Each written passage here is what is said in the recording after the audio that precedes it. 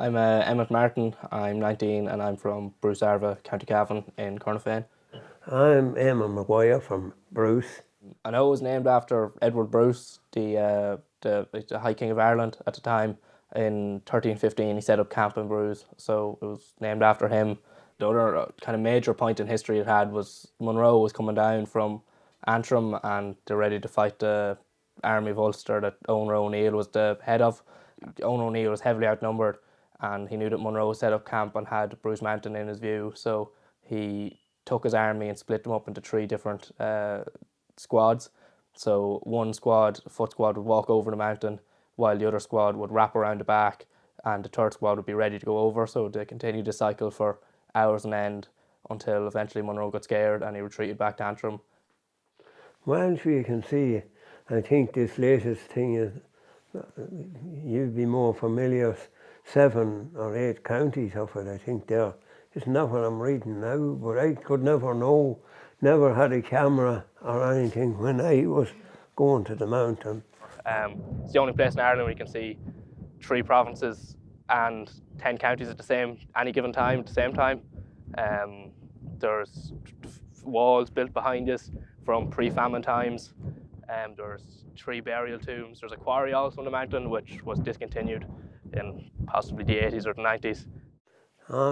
My family is there on my father's side, so they're from Swadlin Bar, but they lived at Newton Gore for a while and they seemed to be fairly travelled, and then they came to, my father and his brother Bob came to Bruce in 1939.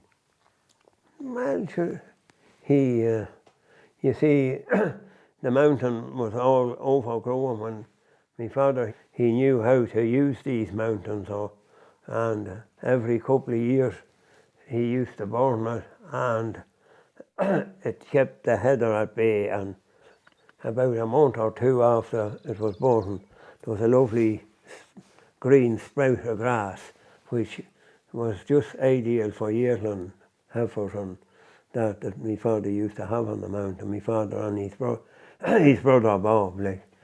As far as I know, it goes back to my great-grandfather James Martin, who would have farmed the same land that we farm and lived across the road from here down in the home place. But it could go back many's a generation before that. I just don't personally know.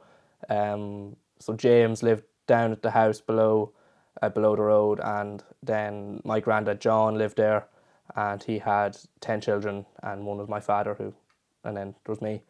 Well, I think when I was a youngster in the late 40s, early 50s, I think there was 16 families living in Bruce.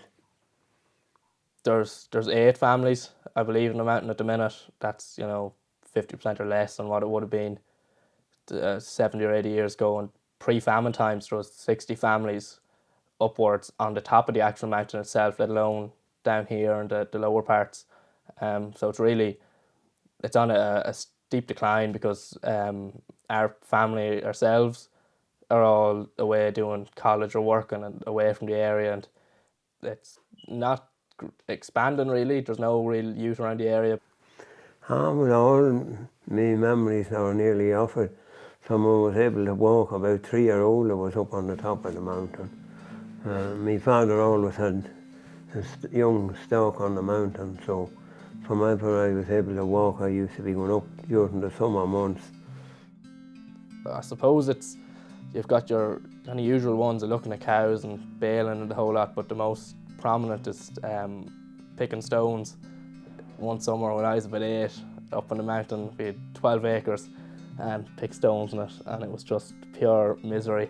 It's great now, it's probably the best fields we have, and it's great to look at it and see the hard work you put in, but it really was horrendous manual labour at the time for an 8-year-old.